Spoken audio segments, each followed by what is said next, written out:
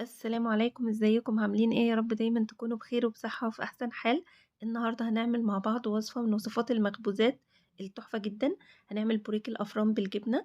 طبعًا ما فيش أحلى من المخبوزات في الشتا ومع كوباية شاي كده أو للولاد كمان في المدرسة، خصوصًا لمّا تكون مكوناتها بسيطة ومتوفرة عندنا، وكمان الطريقة ما فيش أسهل من كده، والنتيجة زي ما أنتم شايفين تحفة جدًا. البوريك بتاعنا هش جدًا، طري جدًا، وكمان اللون بتاعه تحفة والتسوية مضبوطة أوي. تعالوا مع بعض نبدأ الفيديو على طول ونشوف المقادير بتاعتنا عبارة عن إيه.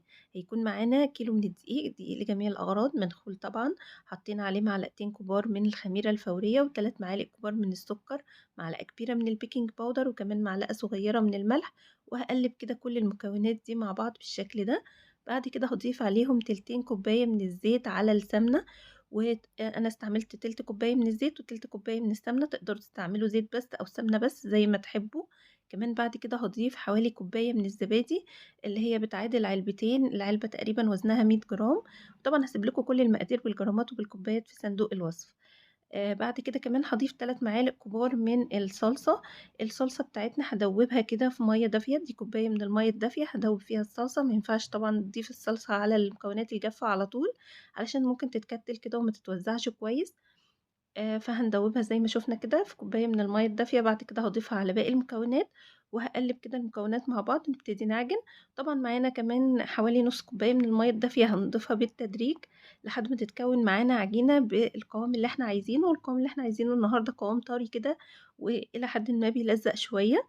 هابتدي كده في الأول أعجن على سرعة هادية، بعد كده بعد ما العجينة بتاعتي بتتلَم باعلّي السرعة، وزي ما قُلت لكم بنعجن كويس جدًا لحد ما تتكوّن معانا عجينة ناعمة طرية بتلزّق شوية.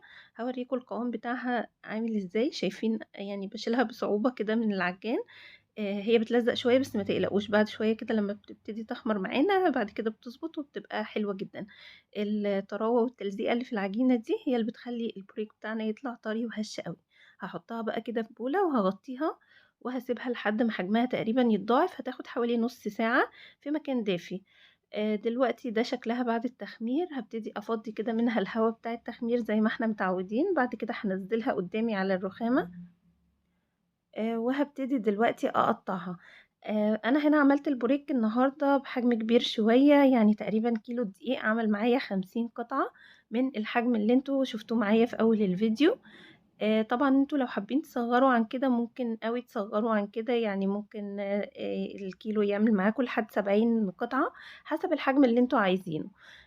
ده كده الحجم اللي أنا عملته، زي ما قُلت لكم عمل معايا 50 قطعة من الحجم ده. هابتدي كده أقطّع كل العجينة بتاعتي بالشكل ده، وبعد ما أخلّص كل الكمية هاغطّيها طبعًا وهابتدي أفرد. هابتدي بقى بأول كورة عملتها علشان طبعًا العجينة تكون ريّحت ويبقى من السهل فردها. باقلب العجينة كده بحيث الوش الناعم بتاعها بيكون تحت، وبابتدي أفردها بإيدي زي ما أنتم شايفين، سهلة جدًا في الفرد مش محتاجين أي حاجة. وطبعًا مش بنفردها أوي عشان نحافظ شوية على سُمك في العجينة. بعد كده باحط الحشو، وطبعًا تقدروا تستعملوا هنا أي نوع جبنة تفضّلوه، بس يُفضّل إنها تكون متصفية كويس جدًا من المَيّة، عشان طبعًا المَيّة دي ما تبوّظش العجينة بتاعتنا. بعد كده باقفّل العجينة كويس جدًا بالشكل اللي أنتم شايفينه ده. وباشكّلها كده وباحطها بقى على الصاج، وطبعًا نراعي إننا نقفّلها كويس جدًا عشان ما تفتحش معانا أثناء التخمير أو أثناء الخبز. كمان ممكن أحط بقى شوية كده أحشيهم بالجبنة الرومي. زي ما قُلت لكم الحشو هنا يرجع لذوقكم. أي حاجة بتفضّلوها، أي نوع جبنة بتفضّلوه تقدروا تستعملوه طبعًا ما فيش أي مشكلة. هاخلّص بقى كل الكمية وهاخلّص كل الصاج بتاعي بالشكل ده. كمان لازم نراعي إننا نسيب مسافات كده بين القطع بتاعتنا، عشان طبعًا لسه حجمها هيزيد أثناء التخمير وأثناء الخبز. بعد كده باسيبها بقى متغطية في مكان دافي لحد ما تخمر مرة تانية، ده بيكون شكلها.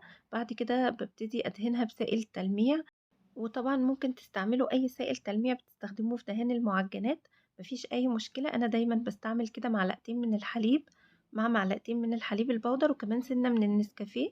تقدروا تستعملوا صفار بيض مع شوية من الحليب أو حليب مع شوية من السكر، يعني أي سائل بتحبوا تستعملوه، بس مجرد إنه يدّينا لون حلو للبوريك، وكمان في نفس الوقت يساعد إن حبة البركة أو السمسم اللي هنزينه بيها يلزق كده على الوش. تقدروا بقى تزينوه بحبة البركة أو بالسمسم أو تسيبوه كده زي ما تحبوا، بعد كده بادخّله الفرن على درجة حرارة 200 في الرف الأوسط، والفرن بيكون والع من تحت بس، والفرن بيكون متسخّن قبل ما أدخّله لمدة 10 دقايق تقريبًا. باسيبه بقى على الرف اللي في النُص كده لحد ما ياخد اللون اللي أنتم شايفينه ده، من غير شواية ولا أي حاجة، بتطلع كده التسوية بتاعته حلوة جدًا ومضبوطة جدًا. بياخد حوالي 25 دقيقة بيطلع معانا باللون والشكل التحفة ده.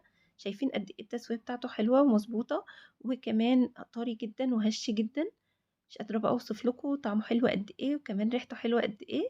وزي ما أنتم شايفين التسوية واللون، وكمان الطراوة وقد إيه هَش معانا، وزي ما شُفتوا كمان مكوناته سهلة جدًا. يا ريت بقى تتشجعوا وتعملوه وتقولوا لي رأيكم فيه إيه. هاستنى رأيكم فيه. وكمان أتمنى يكون الفيديو عجبكم والوصفة كمان تكون عجبتكم. لو عجبكم الفيديو ما تنسوش تعملوا لايك، ولو أول مرة بتشوفوا القناة يا ريت تعملوا اشتراك وتفعلوا الجرس عشان يوصلكم باقي الوصفات. واشوفكم على خير في وصفة جديدة، وسلام عليكم.